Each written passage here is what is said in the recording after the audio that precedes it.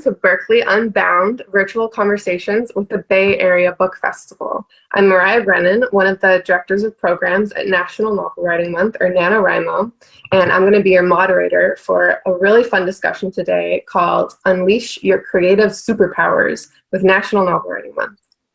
Joining me are Meredith Lackey, high school sophomore, writer, and advocate for proper representation of asexuals in the media, R.C. Barnes, author of the YA Tattoo Teller series, and Shanthi Sekaran, author of the upcoming middle grade novel, The Samosa Rebellion.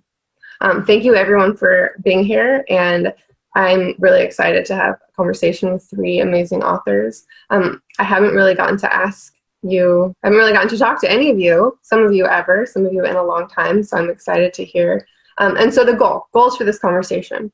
So I work for National Novel Writing Month, which is an organization that exists to try to help people all around the world write novels in 1 month. So that's 30 days, 50,000 words. It's it's a wild, ambitious challenge. It's a super fun approach to novel writing, and it's also kind of intimidating, let's say. It's intimidating just to write a novel, and it's even more intimidating to try to do it in 1 month. But luckily, we are here today with three authors. One of them has done National Novel Writing Month. One of them, I think, has never done National Novel Writing Month. And one of them is going to attempt National Novel Writing Month. So my goals for this conversation are to ask some good questions and leave you, the audience, with the tools to start your own novel. Maybe you want to write it in a month with NaNoWriMo. Maybe you think that's bonkers and you just want to write it not in 1 month. But either way, we're going to end today with the tools to start that really fun journey. Okay. Great. So I guess I'll hop into some questions for all of you. And this is, when I was writing my questions, I was being a little selfish because I'm also working on a novel and I'm feeling like every novelist right now. I'm in the middle and I'm feeling like it's terrible and I'm super stuck. And so I kind of tried to think of the questions that I just wanted to ask for myself, which was great. Let me pull up my questions real fast. Okay, so the questions I'm going to throw at you, and I sent them in an email before, so maybe you had a chance to think. That's great. If not, that's totally fine. Whatever comes to your head. I tried to separate them into the different categories that maybe people think of when they're starting to write a novel. So my first one is ideas, and our audience right now, I'm hoping in our audience right now we have a lot of young writers, and I used to work with young writers. I used to teach 7th grade, and some of my 7th graders, when I said, let's write a novel, would say, I don't have any ideas. That was and it's hard to imagine writing a novel when you're like, I have literally no ideas at all.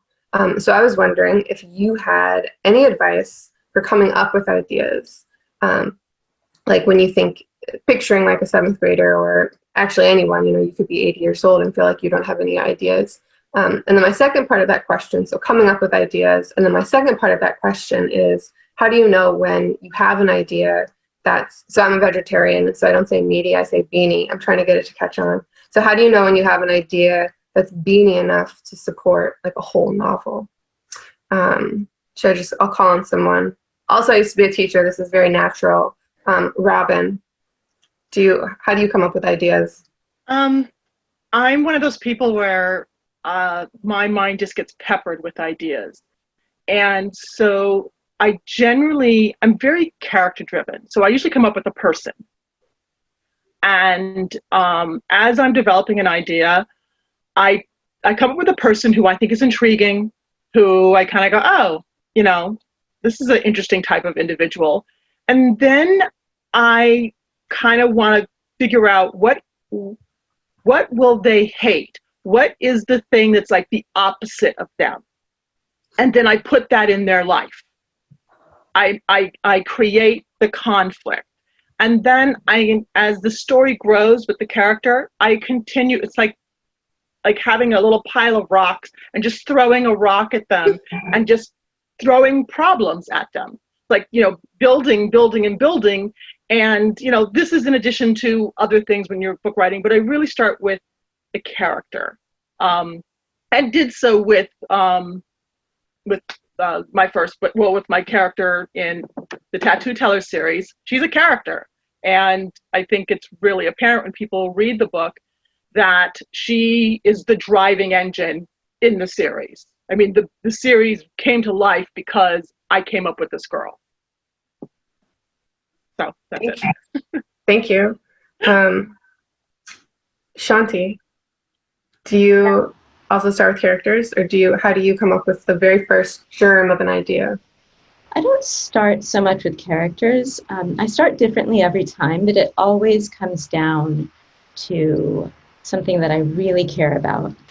It could be a situation that I really care about. It could be a social issue that I care about a lot. And sometimes I ask myself, what is the book that I want to read that I haven't gotten to read yet? Like, what's a story that I as a reader would really want to get to read? So that's one way I try to start if I don't have something in my head.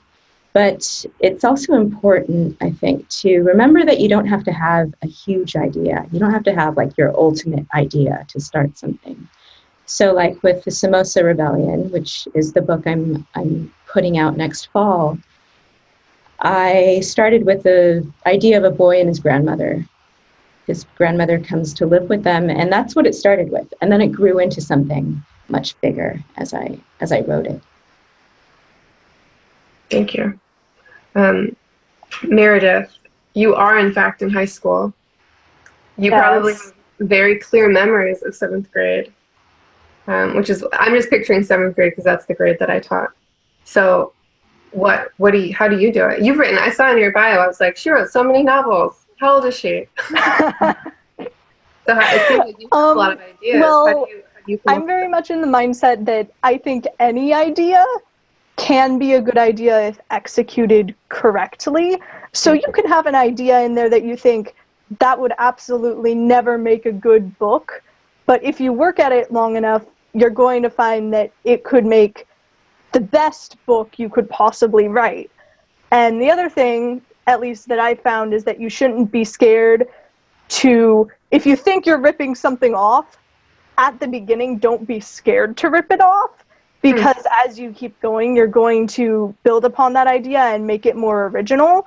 So if you start writing and you're like, oh, wait, no, this sounds like I'm writing a fanfic for this, just keep going, because eventually you're going to distance yourself from whatever tied it down to that other work. Some of the favorite stories that I have ever started writing, not necessarily finished yet, but started writing, are stories that started off either as a fanfic or as fanfic adjacent, and then I kept being like, wait, no, how do we make it not that? And I kept adding in or taking away things, and now they're completely unidentifiable as related to another property. One thing that makes me feel good about maybe all of your answers is the idea that, like, your first idea doesn't have, like, I asked that question, how do you know when it can support a whole novel? And your answers are kind of like, you don't, and you don't need to know that. And like, you have those first ideas and then you see where they go. And I like that, the idea that you don't have to put so much pressure on your first idea. So if you're out there thinking, I don't really have an idea, like, that's okay. Shanthi, did you know that it was going to be a novel when you started working on that first part of it? Yeah, when I started working on the Samosa Rebellion, I knew it was going to be a novel. I just didn't know exactly what the center of the novel was going to be about. So I just started writing. I started writing things that entertained me, a little story, and then it kind of grew and found its center. That's cool. Okay, Robin, this is like, I'm not calling on you yet. Maybe I'll call on you later, so you can feel some pressure. But you mentioned characters, and that was my next question, because for me, that's like the next step, thinking about writing a novel. Okay, first an idea, and then characters. And I was wondering if all three of you, but I'll call on you, have advice for how do you how do you develop a unique voice and point of view for your main character? Because and my next question is disguised, but I said, what if your character ends up being too much like you? As if that was a hypothetical question, but really that's just the thing that happens to me. So sometimes I struggle with coming up with a unique character who's just not me. I don't know. Does that question make sense? How do you develop somebody unique if they're going to be the center of your story? is the question to me? Yeah. First, Go okay. It's funny. I'm writing my central character in Ink for the Beloved is a very angry 16-year-old girl, and she has a lot of attitude. And quite honestly, she's a hellcat. I mean, I was not like this at all in high school. I was a real straight arrow, milk and cookies. I was the good girl. And I've written a character who I think is not like me at all. However, I've had people read the book who know me well, and they're like, oh my gosh, I hear you so much. And I'm like, really? But, so I don't think you need to be worried about that, is ultimately what I'm saying. Because people who don't know me are not going to read this book and think that I'm like her. I don't think you're going to look at me and go, yeah, you're a 16-year-old girl and you suck back hot sauce. I mean, that's, that's not me. But I think that, the thing with character development is I'm very character focused, and I look at the relationships, and I think that a lot of times you develop the character through the central relationship that is the thread of your book. And you're going to have to put challenges in there, and but the relationship has to be important to your character, because that's where the challenge is going to come from, and that's where they have to step up, to have a character's journey, so to speak. So, and that makes it so that we care as well. As readers, if they have to care about something, or we kind of don't care. So those are all really kind of, relationships. For example, I'm just going to say this real quick. So like, if your character loves a jewelry box, it's a thing. We're not really invested in that thing. However, if we learn that jewelry box belonged to their grandmother and they have cherished memories of their grandmother, now we understand the importance of the jewelry box, and we're kind of rooting for that jewelry box as well. So, there's ways to bring that in and to develop, those elements in a character. So like in some ways you can have like the first idea for a character, and then rather than kind of going deep inside them to try to figure out who they are, you can kind of put things around them and see how they relate to those things. I think that's so interesting. One exercise that I really love, that if you're thinking you're going to write a novel, is putting a character in like their room and just listing all the things in the space, and then going to the next level after you've listed all the things that you can see in their space, going to the next step of like, how did all those things end up in their space? And I love that as an idea to build out that constellation of relationships. What is, for the character that you most recently wrote, what is another example of like the relationship that you use to throw light on that main character? Still me? Still you. I'm sorry. Okay. I'm just interested. No, it's fine. I have, I'll say this. The central relationship in my book, and we'll talk about it a little bit more when I go into stuff that some obstacles that I ran into, because I did kind of find this character more as I wrote her. Mm-hmm. So she is different than how I originally was perceiving her. And again, she's really angry, so and vicious. And so there were things that I had to highlight early on so that people understood, no, she has people she loves, that she's protecting. And one of them is her younger sister. So I have a scene early on in the book showing the character spending time with her sister, who's only 6 years old, and just kind of like allowing her sister to come in her room. She's a teen. My central character is a teenager. Basically, she always tells her sister, "Stay out of my room. Like, you're not allowed in my room." But because there's some conflict, there's some emotional stuff going on between the two of them, she like lets her little sister come in and color on the floor, and that clues the audience in. It's like, oh, her room is now a sanctuary for her sister, and she's creating that space for her sister. She cares for her sister. So I do it through action. I did that one through action. Shanti, do you want to speak on that too? My original question was so long ago. How do you develop a unique voice and point of view for your central character? Yeah, so for Mookie, he's my main character in the Samosa Rebellion. He's a 12-year-old boy. And I was very aware that I was like a 40-something-year-old woman writing the voice of a 12-year-old boy. And I had to, at some point, make him not sound like a 40-year-old woman. So what I let myself do is I let myself just write the book as I wanted to write it, as me, really, just sort of voicing this boy. And then I had to go through in subsequent drafts and really pull back on some of the imagery, some of the more adult language, some of the more adult observation, and really ask myself continually, does this sound like a 12-year-old boy? So I ended up with something that wasn't quite how a 12-year-old sounds, but also wasn't an adult woman. Mm-hmm. That's super interesting. I love the idea of giving yourself permission to kind of write early drafts however you want to write them.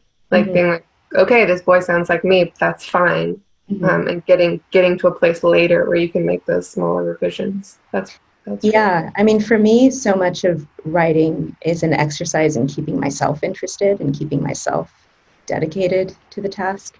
So really, whatever it takes is what I do. Was it interesting? Like, did you come in? Was it the first time you wrote from the perspective of like a young kid? It wasn't the first time, but it was the first time in probably the last 10 years. And it's the first time since I've had my own children that I've written from the perspective of a child. So to some extent, I have two boys. One of them is 12. In some cases, I sort of tried to channel his voice, channel what he cared about, his observations. Like I put a Bugatti in there because he was obsessed with Bugattis, and I would have thought of a Bugatti. So, things like that kind of made their way in. Do you have a good built-in like critic or fan? I don't know which way he skews, but yeah, he's pretty generous. I thought he'd be much more of a critic than he is, but he's pretty generous with me. Meredith, my first question for you is it true that teenage girls don't like their little sisters to come into their room? I have not a little sister, but a little brother. I hate him coming into my room, but only because there's an explicit rule in our household that he's only supposed to come in when invited, and it's like the one rule he never follows. Okay, and then follow-up question is about, for you, same question. Think of the most recent character you wrote, or any character really. Do you have any advice on how to develop that unique voice or point of view? Well, the first thing I think that stuck out to me about the initial question was, how do you make the character not sound like you? And for me, I just don't worry about that. If the character sounds like me, I'm like, well, for now, that's not an issue. If I go back for some reason and I find that them sounding like me is the biggest mistake I could have possibly made with their character, I'm just going to fix it 5 drafts later after editing extensively. But for the most part, I think it's just easier for me to write a character under the assumption that they sound like me, not because they are me, but because in a way, every character I make is some facet of myself. There's something in there that drove me to create that character and make them how they are. And what's weird is I believe personally that the way I write characters and the voice I give them is not unique, that it's probably like the blandest thing possible. But then I have my co-authors go and read it and they're like, your voice is oddly distinctive. And I'm like, what? How did this happen?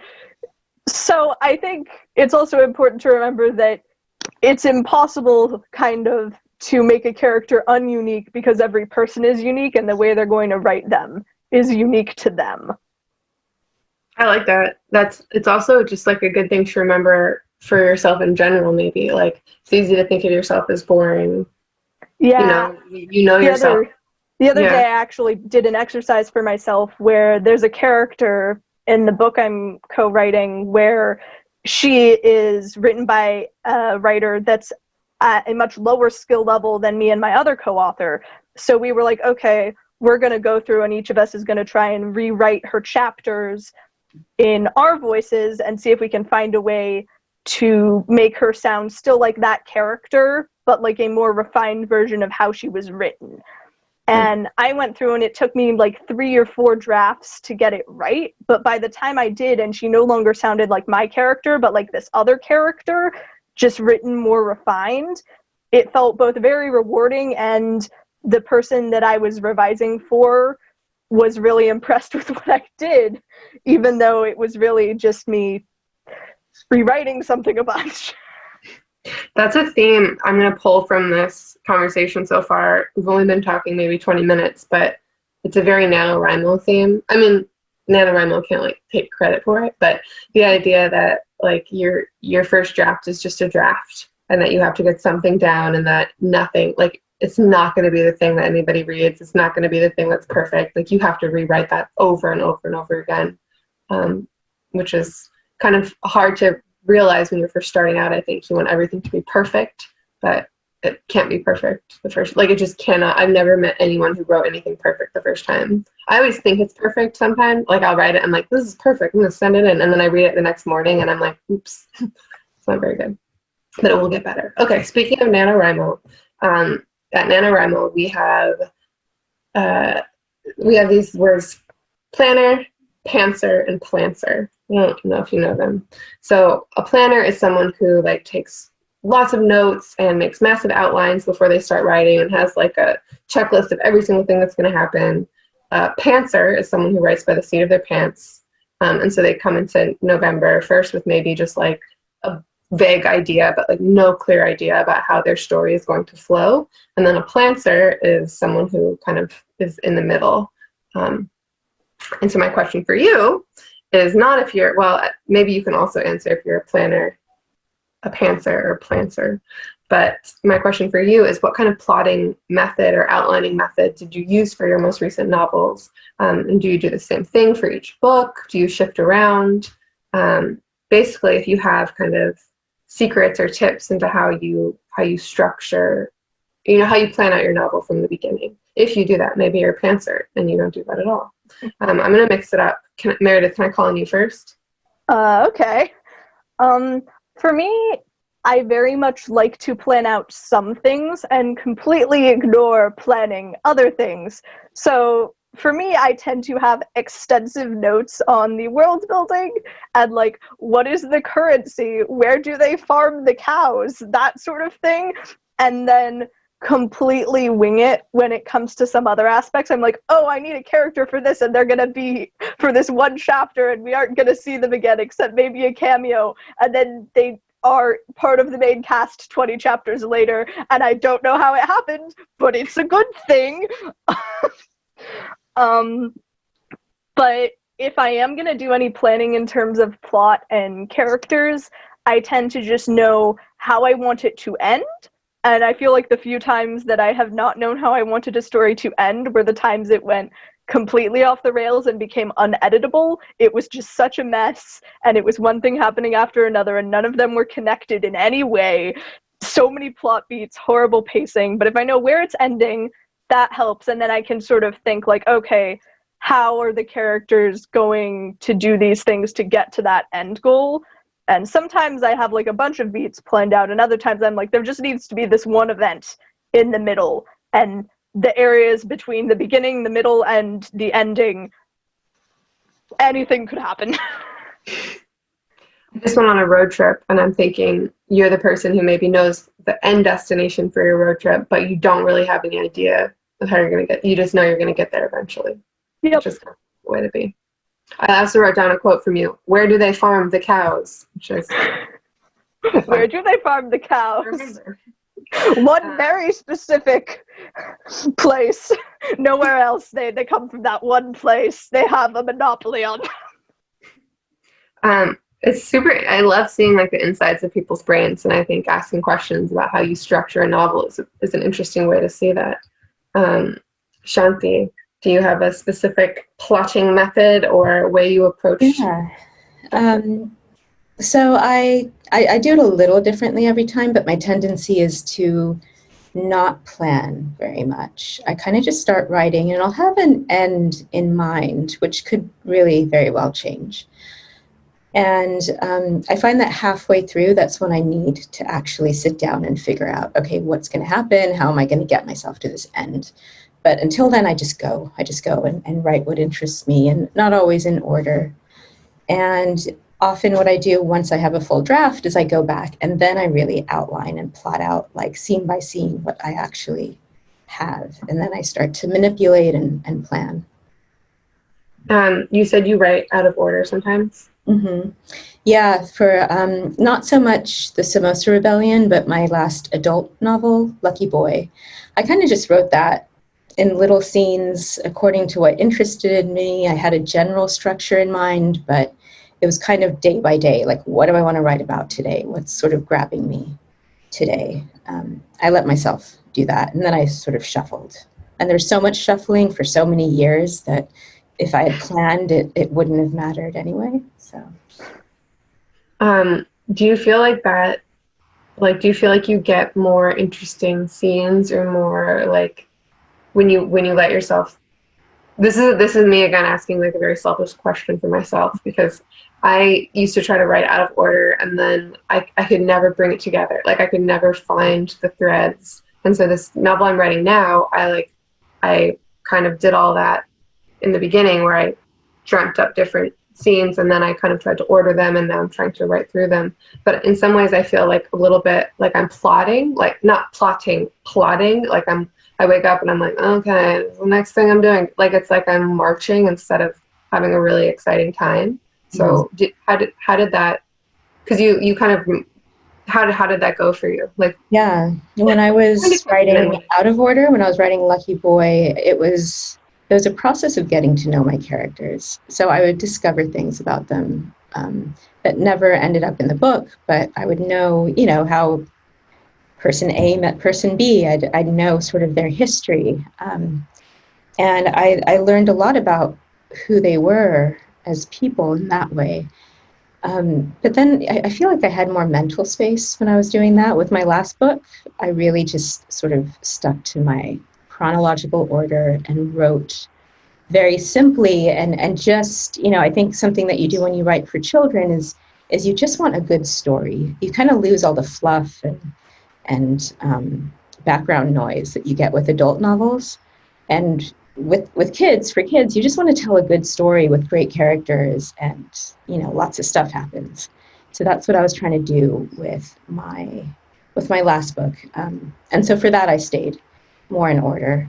But it can be fun, and you learn things when you go out of order. Thanks for that. And then Robin, same question. Planner, pantser, plancer. You've done NaNoWriMo, correct? I did NaNoWriMo, so okay. I'm a pantser. And NaNoWriMo was the method that allowed me to finish a book. Because before then, I was the person that would write and maybe hit like page 100 and things would just putter away. I would lose the interest, and I would keep going back and rewriting those same number of pages, and I wouldn't advance. And using NaNoWriMo and the principles of it got me to the end where I was able to have a first draft. Was it good? No. I mean, I call them brain vomit. But it was the story. It was the beginning of the story. And I knew, like, when I start, I know who the characters are, and I know the ending. And I kind of know how I'm going to get to the ending. But I think one of the beauty that happens with NaNoWriMo is that because you're operating in a condensed fashion within 1 month, and you're focusing more on word count than the beauty of the words, so to speak. So you're not editing. You don't have time to edit. If you're editing, you're actually interrupting your creative flow. And so what happens, or this generally how I explain this to people, because I'm a fan of NaNoWriMo. I finished 4 books because of NaNoWriMo. I published 1. The first couple of ones are staying in the drawer where they're going to be forever. But it was an exercise that got me where I wanted to go. But the first week, you're just popping, you're going, you're like, oh, this is so much fun. Oh my God, I can't believe I took so long to do this. And then that second week, you're going, this is crap. Oh God, I thought this was great. This is stupid. This is so stupid. Okay, I'm hitting my word count. You're just completely, but you have to stay on track. And then that third week, that's the reason why you're doing this to begin with. The third week is nirvana. The third week, it's like you cannot control all the creative ideas that are popping out of your head. It's fun. It's like the roller coaster. You're going, oh my gosh. Oh, and then you have like all these brilliant ideas that you can't go back and edit. So you're like, they should be brothers. Oh, but what you do is you write, these should be brothers, and you keep going.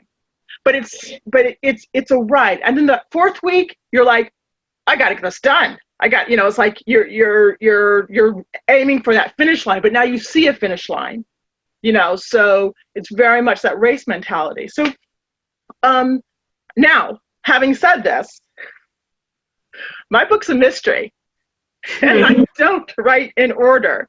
So when I went back and was doing the editing for this book, the entire time I was going, why didn't I have an outline? Oh God. So, and then I had to create the outline that I didn't start with. And it was very time consuming because, again, it's a mystery. I had to go in and create the clues and really figure out how and it's a puzzle. So how is everything going to map out? So I created extra work for myself. Now, I'm writing the second book now, and there's a puzzle there. So having learned from my earlier mistakes, somewhat, I have an outline, which has already changed twice, but I have an outline, and I know when I'm shifting something and how it's going to affect earlier sections of the book. But it has, but every now and then I still allow a character. There are some characters who I thought were going to be peripheral, like not really, maybe they show up for, a chapter, and then I end up realizing, no, they're going to be a supporting character. And so that's fun. That's when you have that realization of, wow, that girl who I thought was just going to serve them tea in that earlier scene, she's going to come back and do this. And oh, that's so cool. So, I think now that as I move forward, because I'm doing mysteries and thrillers, I kind of have to have outlines, but I do like to have that excitement and that fun and that energy that I think pantsing kind of brings to the table. It sounds like we're kind of a bunch of pantsers here, which is very I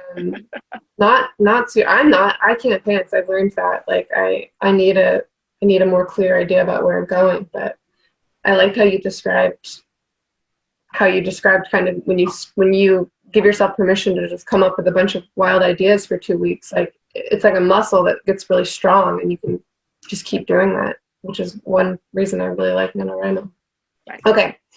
My next question, so we did ideas, characters, plot. The next thing, again, I used to be a teacher. I'm sorry, this is a very teachery order to go in, but thinking about conflict.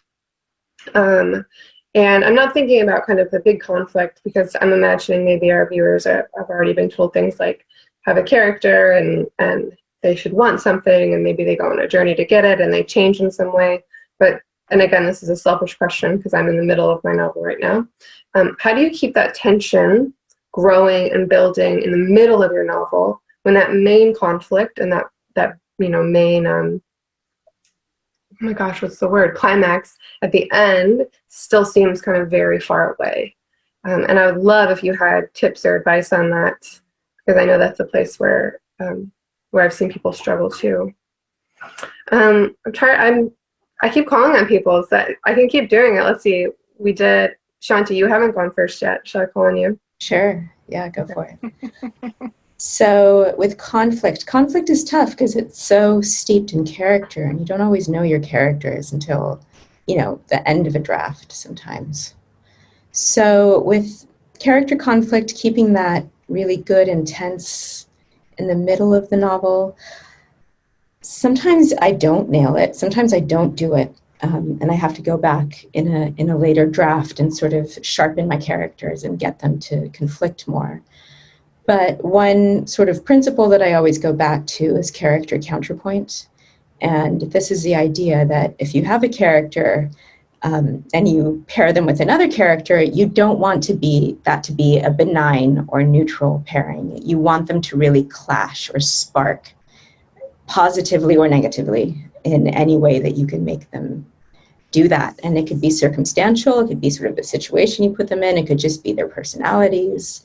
So I try to go back to that when I'm not quite feeling the characters.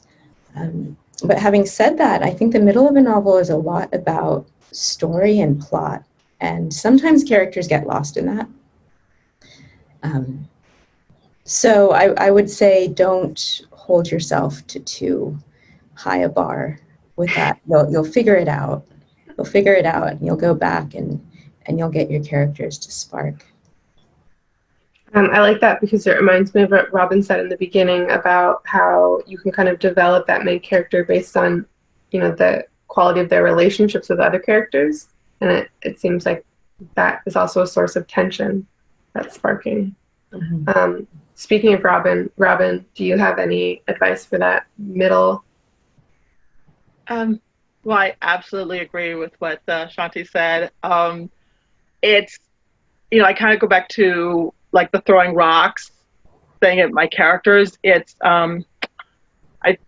I think this was Bruce Covell, who writes a number of middle grade books. And he one time spoke and was saying, because someone had asked him a similar question, and he responded saying, I have my character, and then all I do is get them in trouble.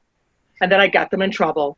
And then I get them in trouble. And then I get them in trouble. And then I get them in trouble. And now I'm halfway through the book. And now I have to get them out of trouble. And that's kind of, so I think along those same lines. It's all right, they make this one mistake. Now that they've done this, what else can they do that's going to be a mistake? A mistake, a mistake, a mistake. Ooh, now they're in deep. And how are you going to get them out? And so, it's, and that's kind of sometimes the fun. You're like going, ooh, what else can I do to screw up their day? Especially because I'm writing a teenager or, someone who's in, when you have a character who's in middle school or high school, it's so easy to screw up their day. So, it's, you're laughing, but we all know. I mean, it's like, it's not a time in our lives where we ever really want to go back to, but I'll write it and I'm fine. But that's kind of how I see it. And I see that generally, and then yes, plot and all those other things have to come in. But if you've been raising the stakes all the way through, around the time when you go, wow, now I got to get them out of it, you're probably halfway through your book. So. Thank you. Meredith, another high schooler follow-up question. Is it easy to ruin your day? It depends on what is doing the ruining. I think for me, it's a lot easier to ruin my day just because I happen to have anxiety, and so things can trigger that and kind of screw everything up. I cannot speak to how easy it is to ruin a normal high schooler's day, because for me, one more homework assignment than I think I can handle can suddenly set off a chain reaction of worries, and I'm going to fail, and I'm not going to get into college. And also, I'm not sure there's any normal. I'll pay you $100 if you can find me a normal high schooler. I don't know that they exist. I definitely there aren't any normal high schoolers. And then my other follow-up question is: do you have any tips for our viewers about how to increase that tension in the middle for your characters? Yeah. I definitely agree with everything that's already been said. One thing, though, that I found, I think I've used it like 2 times now in the same sort of project, because we're working on outlining a sequel for the first bit right now, is in the middle of the book, don't have an actual climax, but kind of have like a mini climax. Something big happens, and you can tell, oh, this is going to affect everything, but it's not the end of the book. So funnily enough, I realize now both mini climaxes we've had have focused around 2 of my characters that are a couple. In the first book, they're hiding the fact that they're a couple, and the mini climax is, oh no, everybody knows they're a couple, and they can't be a couple because of stupid rich people rules and stuff. And then in the second book, the entire mini climax is like, throughout the entirety of the first book, they're like happy as a couple, and you're like, oh, they must have gotten past all this stuff where they fight, and then suddenly they're fighting, and everybody's like, oh no, that's bad. And then that entire thing is, how are we going to resolve these characters fighting that we've never seen have a genuine argument? And as long as you can kind of create a point of investment in the middle of the book that makes the reader think, oh, how are they gonna figure out this problem that, like, that's a big problem right there, but they've got to resolve it pretty quickly because this problem can't overshadow the main problem of the book. That's what's going to get them to keep reading past the middle point. Mini climax, I like that. Thank you for sharing that. So we did ideas, characters, plot, conflicts. I would love to move to more than just asking questions.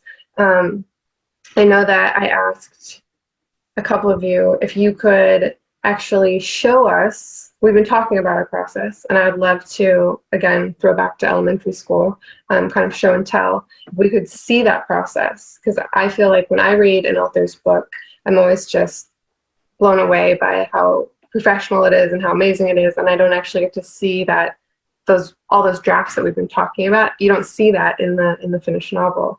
And a couple of you have been so generous to offer to share, to either read through a piece of your current novel and talk through like the challenges that you had as you were writing it. Or I know, Shanthi, you actually brought us an example. Shanthi, A+. Would you like to go first? Sure, yeah. Can we get a screen share up? Great. Okay, so here I have 2 paragraphs, identical almost. They are draft 2 and draft 1. So draft 1 is actually the second paragraph here. So this is somewhere from the middle of my book, the middle of Samosa Rebellion. And it speaks to what I was saying earlier about voice, about sort of changing my own voice into a 12-year-old boy's voice. So I'm just going to read the first draft of this paragraph. It's the second one on the page. That's when I see it.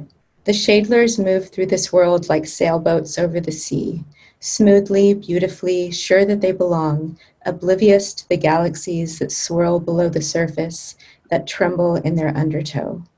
No matter what happens in Mariposa, the General and Tinley will be fine. They'll keep their home. They'll keep the life they know. So, the first time I wrote that paragraph, I was pretty happy with it. There's some beautiful language in there, whatever. But then I had to really question myself about the voice. And does this sound like the voice of a 12-year-old boy? And I would say no. There are things that really had to change. And like I said earlier, I'm not trying to sound exactly like my 12-year-old son because I can't even pretend to be able to speak like him. So I'm not going to try to speak like him, but I had to find some sort of modified version of that voice. Can we go back to the screen share? Scott? Thanks. Thank you. So I had to find some sort of modified version of that voice. So that's what I came up with eventually. This is the final product, the top paragraph there. I'll just read it aloud. That's when I see it. The Shadlers move through this world like sailboats over the sea, smooth and sleek, sure that they belong, blind to what swirls below the surface. No matter what happens in Mariposa, the General and Tinley will be fine. They'll keep their home, they'll keep the life they know. So just to go over this more specifically, you'll see that I took some stuff out. So sailboats over the sea, that's all the same. But then I took out these adverbs, smoothly, beautifully. I just felt like that's not how my character speaks. He doesn't, the adverbs for me feel like a very poetic, more adult language form. I would see him, you know, comparing something to like a cheetah, or like, you know, so he would think of things in terms of texture and speed. So smooth and sleek, sure that they belong. And then this phrase, oblivious to the galaxies that swirl below the surface. Now I could see Mookie thinking about galaxies, but just that the complexity and the intricacy of that image didn't feel like him. So, and the word oblivious, he has a mature voice for a 12-year-old, but I still didn't see the word oblivious coming out of his mouth. So I said blind. Blind was just a more believable word for him to use. Blind to what swirls below the surface. I just kind of pared it down, simplified it. And then that tremble in their undertow, that would be great for an adult novel. It just didn't feel right for this middle grade. And then we get back to the last few sentences, and those pretty much stayed the same because they were true to what he would care about. So he cares about what's going to happen to his home, to his family. He sees this character Tinley, and he sees that things are going to be fine for her, as opposed to what his life is going through. It's going through a certain amount of turbulence. So those are the things that stayed true to him. Those are the things that he really cares about. So I didn't have to change that language, but I really had to work with the imagery and the phrasing that I put in there. So that's just an example. That's one of the more specific ways I redrafted and had to really think about voice. Thank you for sharing that. I wish I could see all of those changes that you made, because I like I said before, we never get to see that in finished works, and it's a shame. Robin, did you have something to read for us? Show and tell. Yes. So when I first finished the book, Ink for the Beloved, and I sent it to a beta reader and had them go through. I just wanted to, because I break a couple of rules, and I wanted to make sure that was fine, that they didn't kind of like stand out and make them go, oh wait, wow, you shouldn't be doing this. And one of the main comments that came back was, I want to know more about the mother. And I was like, well, I wasn't sure how to bring the mother more into the book. And initially I resisted that note because I wasn't sure how to do it. And then it was like one of those, literally I woke up in the middle of the night, I went, oh my God, they're in conflict. That's, it was kind of like, that's the theme. This is a mother-daughter story. This is a story about a girl who hates her mother's boyfriend and wants to get rid of him. So at the start of, so I just kind of like threw it in right at the beginning, kind of like created the contrasts between them and put them through how she viewed it, how she views her mom, and just put it right at the start, kind of like painting the wagon red, so to speak. So if you haven't heard of my mother's name, then you definitely have seen her out and around Berkeley. She is the free-spirited woman running in the park with the kids and the dogs. She sprints with barefoot abandon, and her laugh hits this high squealing pitch. If there was a kite flying on the beach, she is the woman standing there glorifying the wondrous heights of the kite, complimenting the kite flyer, and giving words of encouragement and skilled advice. She is the woman at the flower stand, chatting brightly with the florist and remarking how fragrant the roses are. At the coffee shop, she is the woman complimenting the barista on their selection of spiced cinnamon apple buns. My mother is Teresa Winters. Everybody knows her. In addition to being the woman who happily greets and befriends all the people she meets, my mother has a body that stops traffic.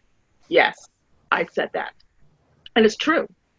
A flower garden is literally in bloom all over my mother's body, and it is magnificent.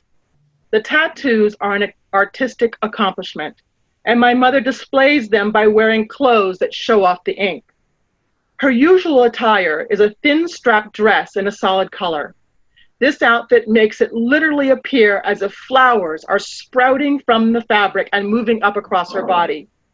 I am used to the tattoos now, but it is amusing when someone gets their first glance at the eye-catching ink. Old men, toddlers and strollers, policemen, and Cal students in their university gear. They always stare. Always. You must.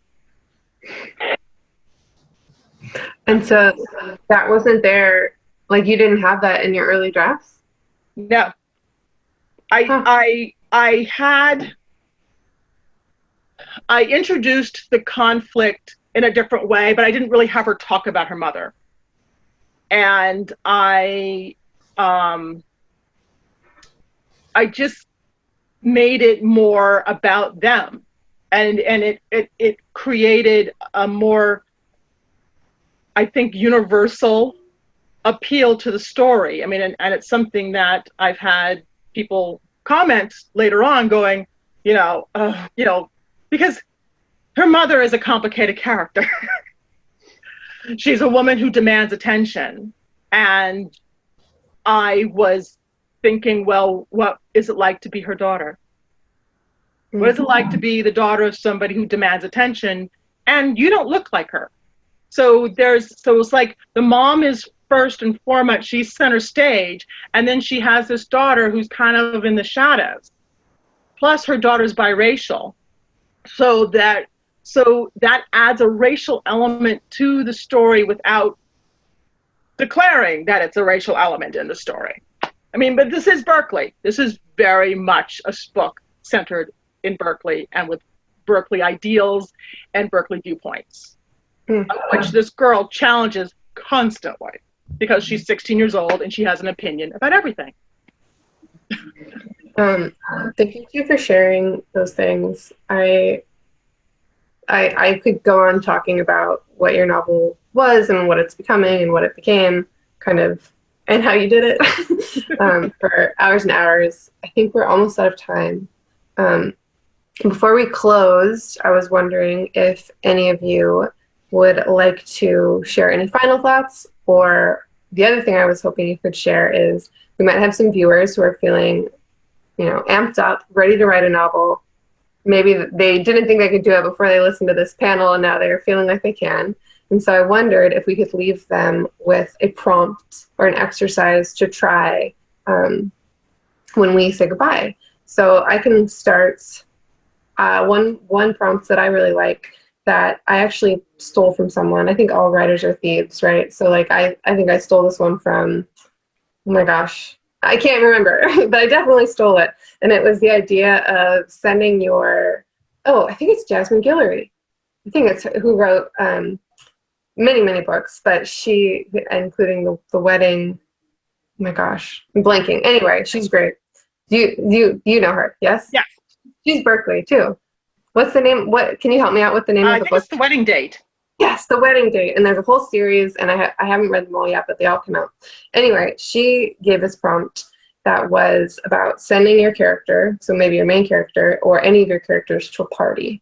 And she explained it by she said that one, it like mixes up what's happening in your story, and it can be like a high school party, or if you're writing a fantasy, it can be like a ball thrown by someone. There's all different kinds of parties.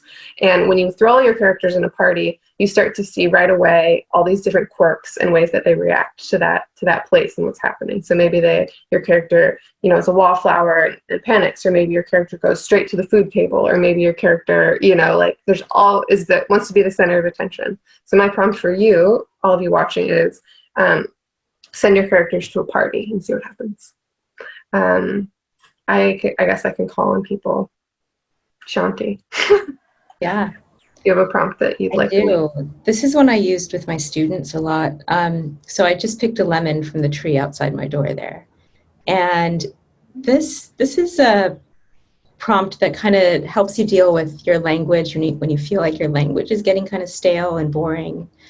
It's a prompt that deals also with this idea of received language, the very sort of stock, standard, kind of boring phrases and images that we receive just from being alive in the world, from our culture, from our society. So when you look at a lemon, there are like countless associations that we make with lemons, and like idioms and sayings and images that are very common for the lemon. So something I have my students do is I have them just purge all the boring, predictable imagery and language that you can have around a lemon. Like lemon fresh, my car is a lemon, those kinds of things.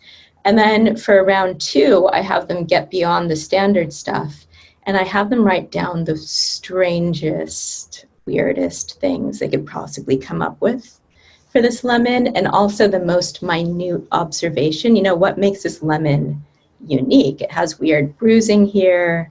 It has this funny little stem. I have them like really get specific and microscopic with their details, so that we can see how to push past that very standard stuff that we kind of sometimes get mired in, and push past to something that is unique to our vision and unique to our experience of a lemon, of a scene, of a person, of whatever you want to make it about. Thank you. Mm-hmm. Robin. Oh, well, one of the things I did early on to help chisel down the voice of my character was I would just pick up random, you can see I got tons of books. This isn't even a fifth of my library, but I would just pick up a book and I would go to the first page and I would like write this first page, but in your character's voice.